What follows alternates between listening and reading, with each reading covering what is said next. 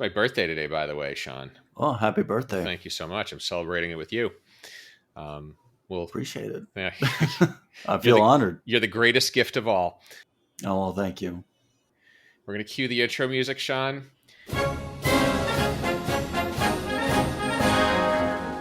Welcome to Middleweight Politics, political analysis for the independent voter. I am Dan Sally. I'm Sean Griffiths.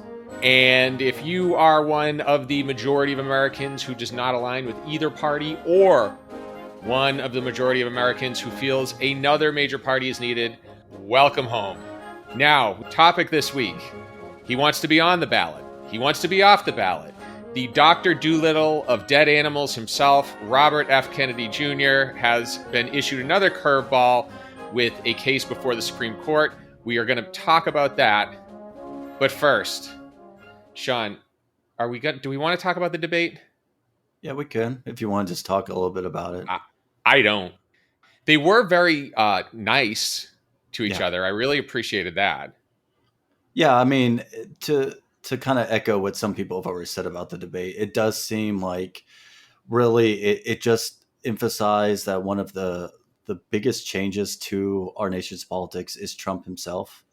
Like the reason that we've gotten some of the more nastier stuff in our rhetoric and stuff is Trump's presence himself. And when you remove him, you can have a more cordial conversation. Although that being said, you know, what the candidates say on the stump is a lot different than what they say in the debates. And we saw this in particular with Vance, for sure. Yeah, I'd agree there. I thought as I was watching it, it's funny. I kept thinking back to last week's conversation where we were talking about how when presented with the option, voters tend to prefer a more level-headed, practical sort of politician over a bombastic one in the image of Trump. And all I could think as I was watching that debate was they were kind of delivering what voters wanted. Again, that's pretty much all, though, in terms of substance. I think you kind of heard what you expected to hear out of Vance. Right. Walz, I don't know. He was okay. I mean, he warned Harris he wasn't a good debater when they were doing the vetting process. So, and it was obvious that he was nervous, that is not his element, that he's not entirely comfortable there, as opposed to Vance, where he is a polished politician at this point, and having gone to Yale and been in the debate teams there and all that. He is polished in this arena, and he can make himself off to be more cordial than you might hear him on the stump, because he is very schooled in that. Yeah, absolutely. I mean, you could tell that. That. I think we've covered the debate.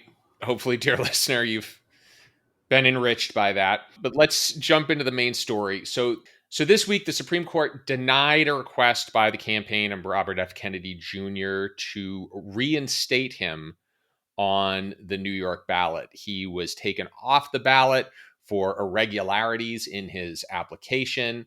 And I found this story really interesting because, of course, as you and I know, and as you listening probably know, RFK dropped out of the presidential race, but is only looking to get his name removed from the ballot in swing states. So he doesn't want to serve as a spoiler, but he does want to remain on the ballot in solidly blue and solidly red states as a way to offer voters an alternative. And I think there's a lot to dig into here in terms of how that strategy could play out, but also on a larger note, what it says about the state of the American electorate. Shawn, before I get into my initial thoughts, any thoughts right off the bat on this? One thing I said to someone earlier today is I think a lot of these court cases should have been decided long ago already. It seems unprecedented that we have so many court cases that are still active pertaining to this election at this stage of the elections process. Every state has printed their ballots. Many states have sent out absentee ballots at this point. Early voting is starting in a few states. So the fact that some of these court cases are still active is mind-blowing to me. One of the things that comes to mind for me initially is it's very strange behavior on the part of RFK Jr. Even strange for him, huh? Even well, yeah, Yeah. considering some of the stories that have come out, and maybe not as strange as you might think. Yeah. But this whole I'm going to be on the ballot in many states, but I'm not going to be on the ballot here. Vote for me in these states, but don't vote for me here. It's a very mixed message, particularly when a lot of people gravitated toward his campaign because they were looking for an alternative option to the two major parties. And now he's saying, well, no, now you should back one side, particularly Trump in this case.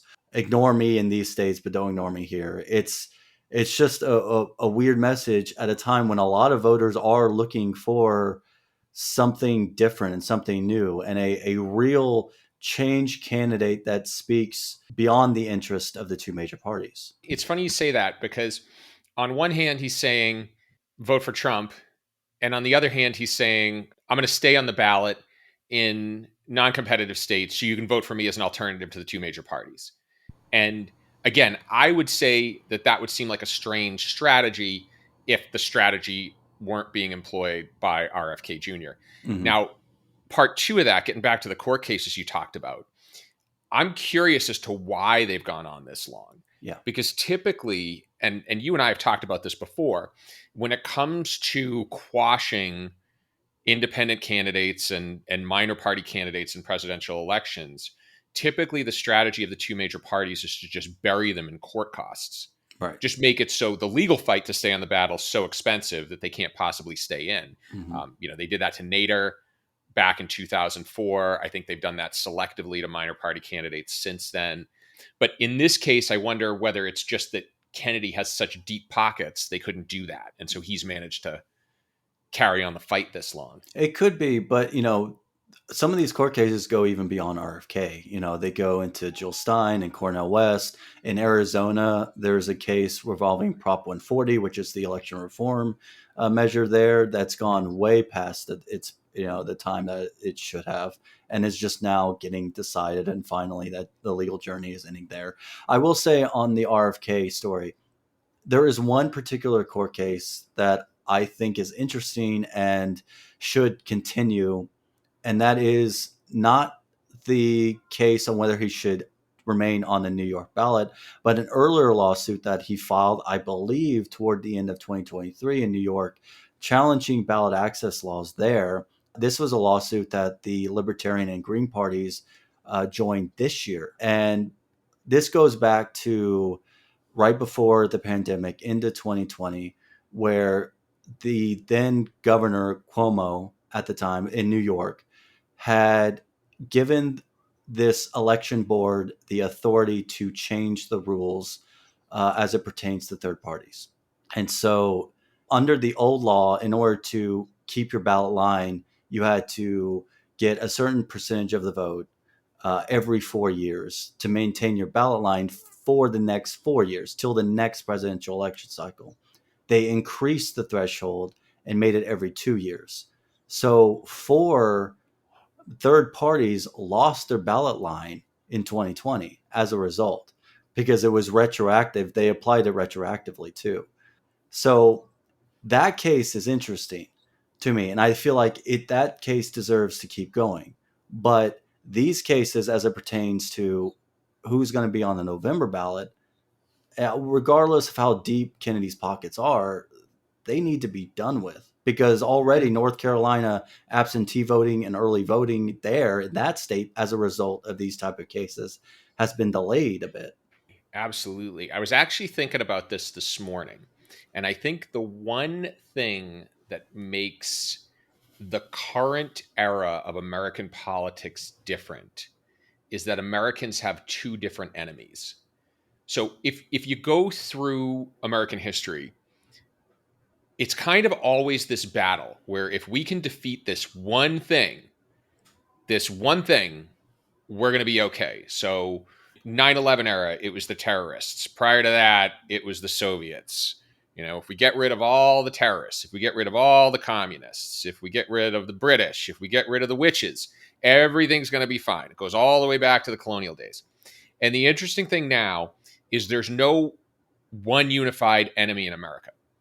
So, even if we go back to 9/11 or we go back to the Cold War, right? It was always who is going to be stronger against terrorism? Who is going to be stronger against the Soviets?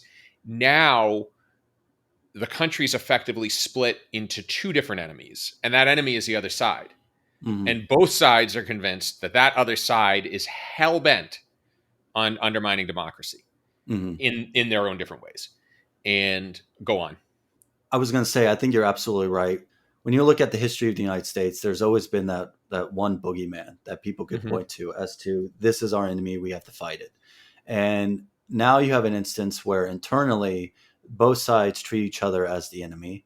One side says the other's going to destroy the democracy, the other side says they're going to destroy the country. We exist within an election model, an election system that elevates two sides in this zero sum contest where there's infinite stakes. And when there's infinite stakes, there's no limit to what you will say in order to get the win. So at this point, we've reached this entrenched and hyperpolarized moment in American politics where the two major parties are treating themselves like the enemies. And then on the campaign trail, you have, people like the Republicans who are spending much of this election cycle trying to make the boogeyman immigrants. The Democrats, though, outside of painting the Republicans as, a threat to democracy, aren't really adding to any other, aren't really adding a boogeyman on top of that. Yeah, I'll agree with that. Like the Democratic demagoguery is definitely directed straight at the Republicans, whereas the Republicans are targeting specific populations. I think right now immigrants are bearing the brunt of it. I want to move on to RFK's strategy here of remaining on the ballot in safe states because there's some interesting stuff to talk about. One of the things that caught my eye earlier in this election cycle was a poll that RFK Jr.'s campaign released back in April. And I don't know if you remember this poll. It was done by Zogby Insights. It was a 50-state poll, and it measured how RFK Jr. would match up against Trump or match up against Biden in a head-to-head match. Did you see that or no? I did see it. In fact, I covered the press event in which RFK revealed this to the nation and the results to it. Okay. Okay, Yeah. cool. Cool. Well, the interesting thing I found out about it wasn't that he theoretically won in this contest because that would rely on one of the two major party candidates backing out. But what it did tell us is it told us what the floor of support for each major party candidate was. Because with any major party presidential candidate, their coalition can be simplified into two different groups. One are the people who really want to see them in the White House, and then people who really don't want to see the other person in the White House, right? Mm-hmm. And in a head to head match with RFK versus Trump or RFK versus Biden, there's no Biden or Trump to vote against. And so that against crowd is kind of free to do whatever they want. And then at that point, when they're asked that question, we can figure out, okay, are you really a Democrat? Are you really a Republican? Or are you just more scared of one party than you are the other? And so what I was more interested in seeing is, what were Trump's numbers when you eliminated Biden? What were Biden's numbers when you eliminated Trump? And it was really interesting. And I'll go through a couple of examples. So first off, and I should preface this too with the understanding that this included Biden. So his polling numbers are going to be a little different than Harris's. And also, of course, RFK was polling a lot higher back in April than he is now. So some things have changed. That out of the way, outright, RFK beat Biden in a number of safe blue states and by a lot. So Oregon, Kennedy beats Biden by 9%. Colorado, almost 6%. Minnesota, over 6%. New Mexico, 5%. Hawaii, 6%, right? These are just some of the states. And so these are all reliable Democratic holds.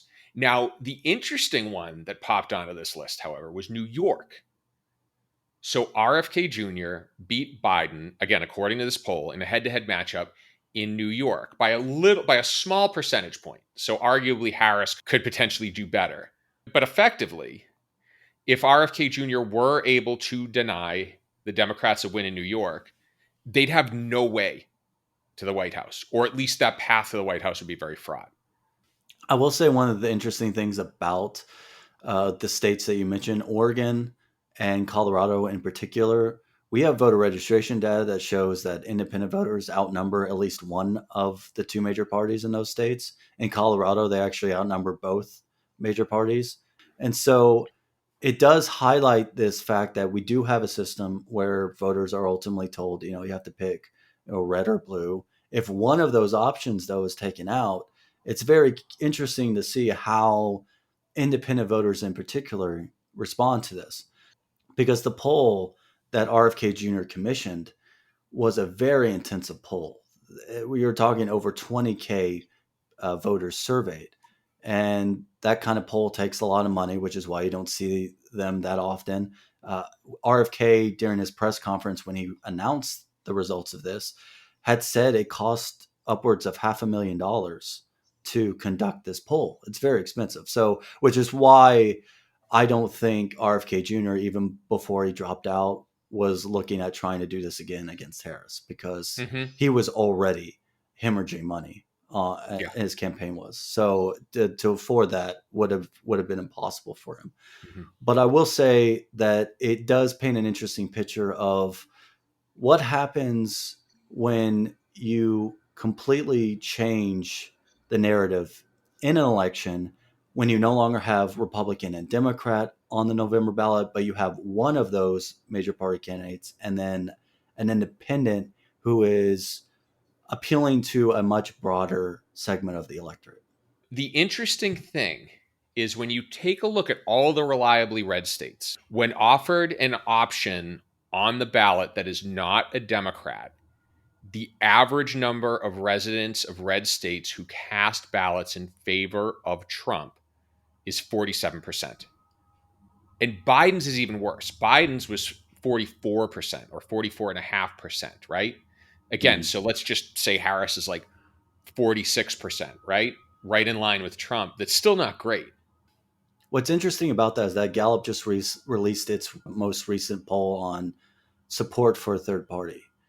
And it showed it had dropped from 2023 from 63% to 58%. But they said that it's still around the average of 56% that they've recorded over the years. It's an average of 56% of Americans say that we need a third major party.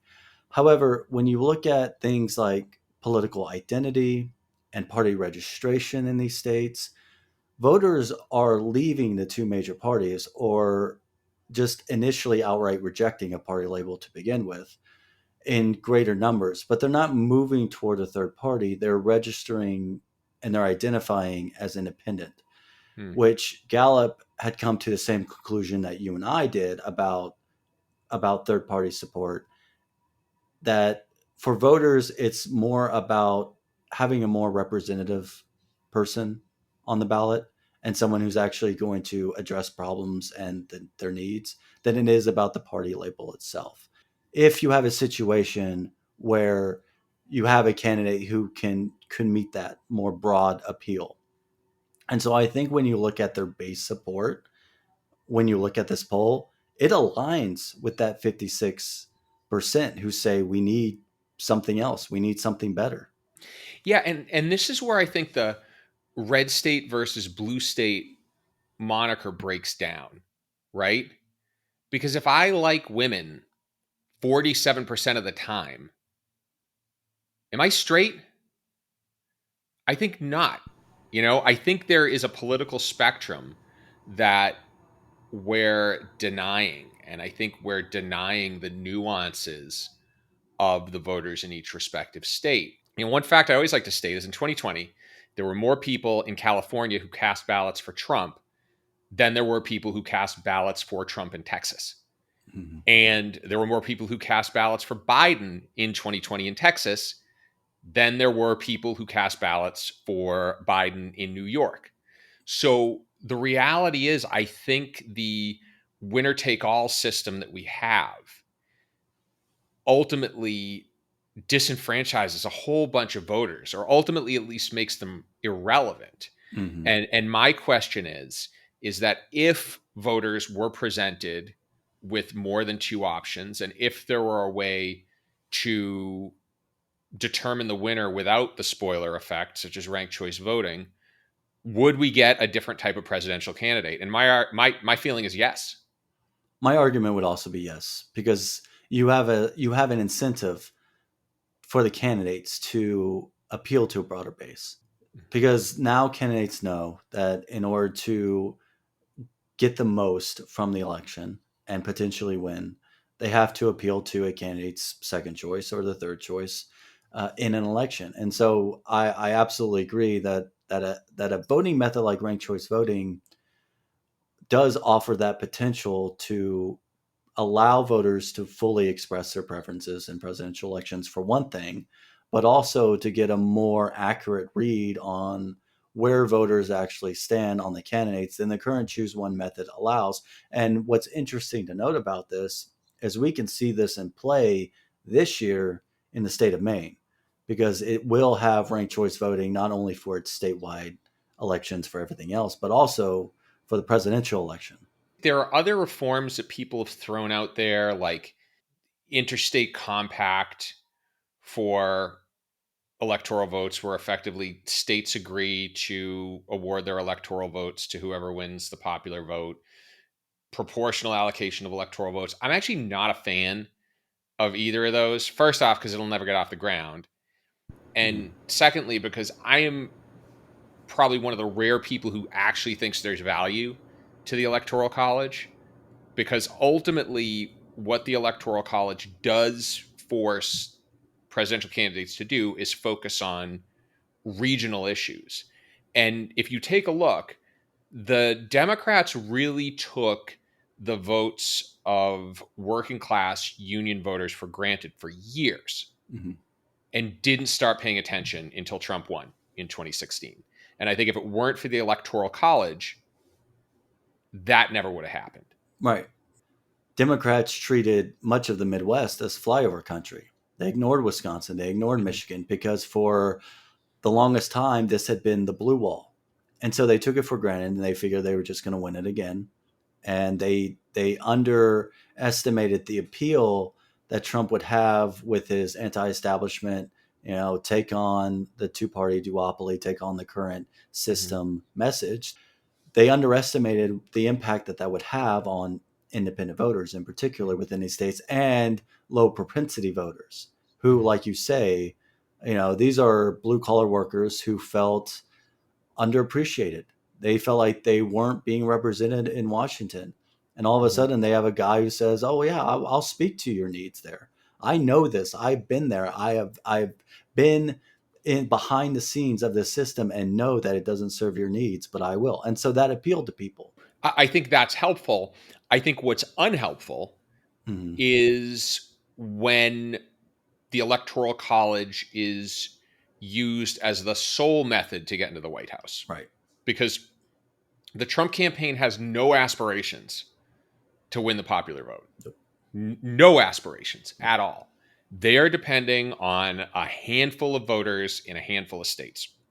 I think the other problem that the current system presents is that if you do have a disaffected group of voters, they can swing the election in a direction they don't want to see it go in.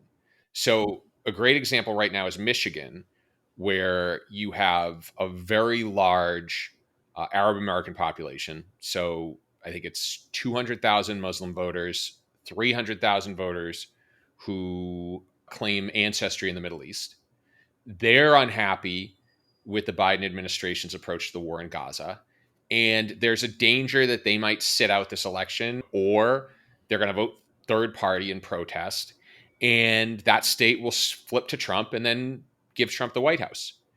And that, again, is not the preference of the Arab American community, but it's the result due to the current system. And I think getting back to what we talked about with ranked choice And this even gets back to what we talked about in the last episode with top four, where you have more than two candidates, you have a multitude of candidates to choose from.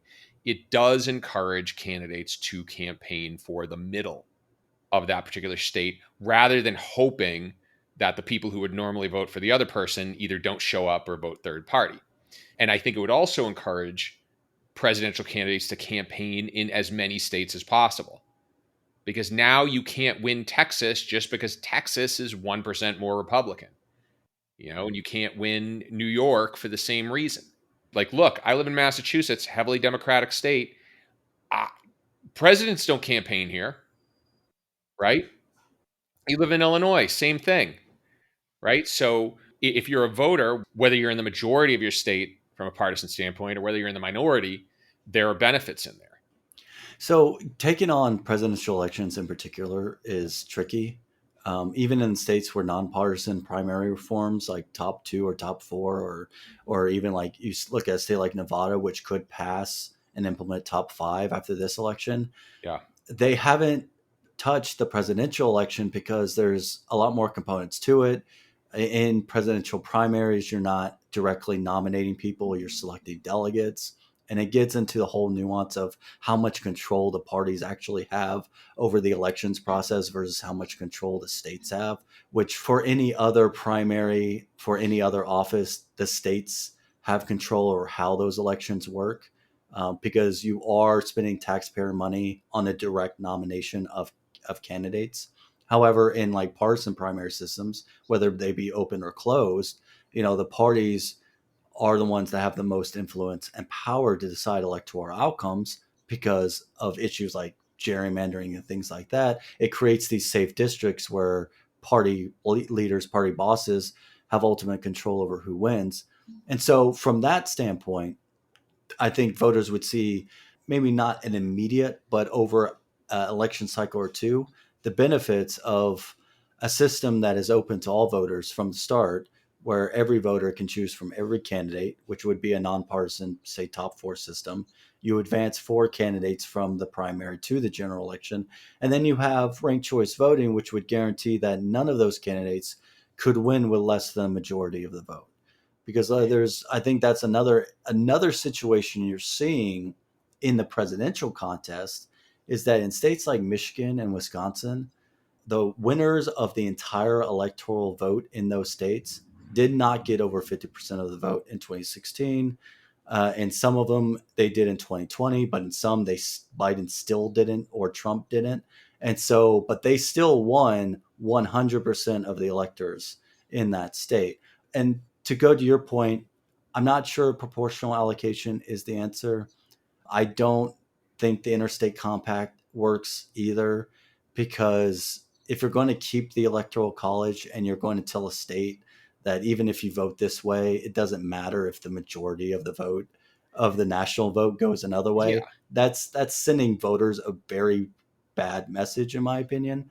But I do think it is an incentive for voters to look at these reforms, in which there are six statewide ballot initiatives plus the District of Columbia that are looking at these nonpartisan reforms this election cycle, to show the benefit of, if you just open up the process to all voters, you might get an outcome where that favors the less extremes Mm-hmm. and caters more to the middle.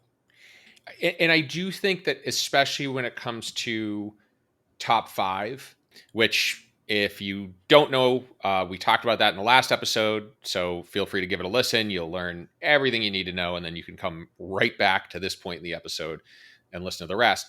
But the thing about top five is it does have a moderating effect on the parties. And so I do feel like that would trickle up to the presidency as well. Because ultimately, if you change the nature of the party itself, you change the nature of the people they're appealing to, that's going to change the nature of the type of candidates who emerge from there. Now, one of the things I would say about ranked choice voting is it's not necessarily going to open up the door for more parties to get more vote share in states. I don't believe that, right? I think ultimately the Democratic and Republican parties they have two deep pockets. They control ballot access laws. they've got too many tools in their toolbox to keep minor parties like the Greens and the Libertarians from really gaining any traction outside of the Greens and the Libertarians' ability to grow their base, which is another topic in its entirety. However, that out of the way, if every state had ranked choice voting in presidential elections, there would be room for a deep-pocketed independent candidate to come in, present a viable alternative, and run without the threat of being a spoiler. Now, I personally don't believe RFK Jr. would have been the right deep-pocketed candidate if you couldn't tell from everything I've said about him over the last hour. But I do think there would be room for somebody to come along self-funded, like a Mark Cuban or something like that, and again potentially threaten the two major parties. Mm-hmm. And that in turn would encourage the two major parties to change their behavior. But again, as it stands, they don't have to. Right. This all comes down to incentives. What are the candidates' incentive to appeal to who? And to your point, when you have a partisan primary system at every level, you are encouraging and incentivizing candidates to appeal to those primary voters. And when you look at turnout data across the U.S., you're talking about turnout that ranges at best 10 to 15% in these primaries. So those are the voters that candidates appeal to. But if you have a system like ranked choice voting, and to your point, if you can have a well-funded independent candidate, situations like Wisconsin and Michigan in 2016, where none of the major party candidates got the majority, all of a sudden, in order to win that under a ranked choice voting system, because you have to get a majority, now they have to look at, okay, what is that third candidate saying? What should I be paying attention to what they're saying that is drawing support, that is potentially pulling support from my campaign, and how can I appeal to that? And that will naturally incentivize them to go more toward the middle and talk about issues that they may otherwise overlook in the process, like, for instance, Gaza and the conflicts in the Middle East. I will say right now, there really doesn't seem like an incentive to get too much into those issues on the campaign trail for the voters who are concerned about that, for that huge Muslim population in Michigan that could end up swaying the state this election cycle, for them to change course, because that could also affect the candidate's vote in another state. All right, we are going to leave it there. Thank you for listening to Middleweight Politics. We will be back next week. Until then, stay purple.